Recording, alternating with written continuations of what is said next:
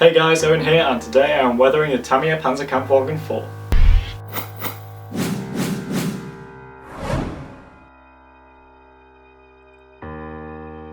In the previous video I shaded areas to make the paint look worn by blending lighter mixes of the camouflage colours over the original camouflage.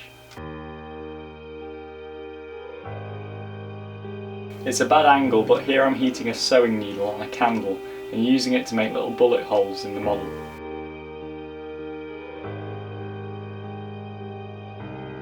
I also very carefully heated and deformed the mud flaps. For the chipping I mixed Humbrol 32, 33 and 53 to create a dark metallic colour.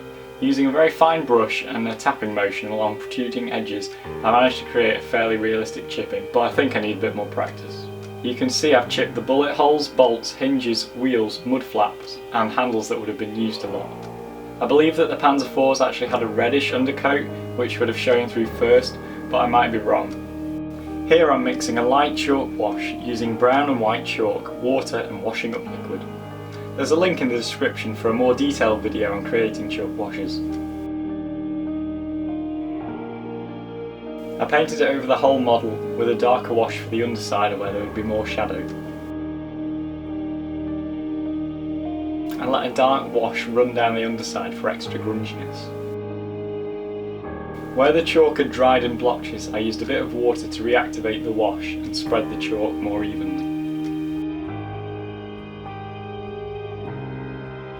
In the last video you saw how I stippled polycement glue over the exhaust to give a rusty texture.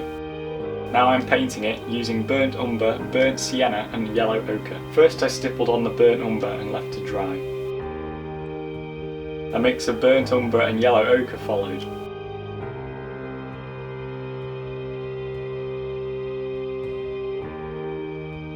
The yellow ochre by itself was followed with an overall stippling of burnt sienna. This darker colour I added on top ruined it in my opinion, so I won't do that next time. Some orange chalk pastel gave a bit of a powdery look, and finally black chalk dust replicated exhaust stains. I dry brushed the tracks with Humbrol 53 in the last video and now applied a brown chalk wash over them. Again, see the link in the description for a more detailed video on chalk washes.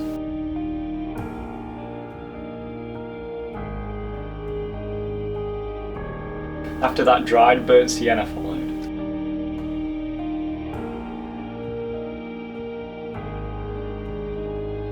For the mud I mixed some fine grained soil with water, PVA glue and some brown and white chalk dust for colouring.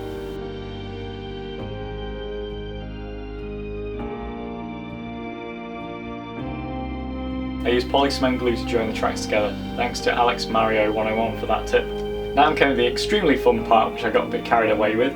Adding the mud. I built it up fairly thickly on the mud flaps. On the underside I hit the brush against the tank to create realistic splatter, and then probably rather unrealistically covered the entire underside. Here I'm building up mud on the ledges at the back that it might have got stuck on.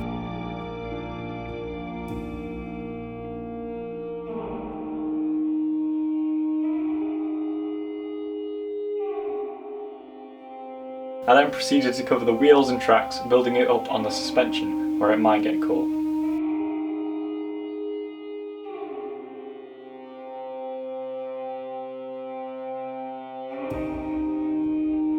After a coat of matte varnish to seal the mud and washes, I added a few fresher scratches with Humbrol 53 around the commander's cupola, hinges and handle. A light wash of Humbrol 83 created a bit of rust and discoloration around the hinges and ledges, completing the model.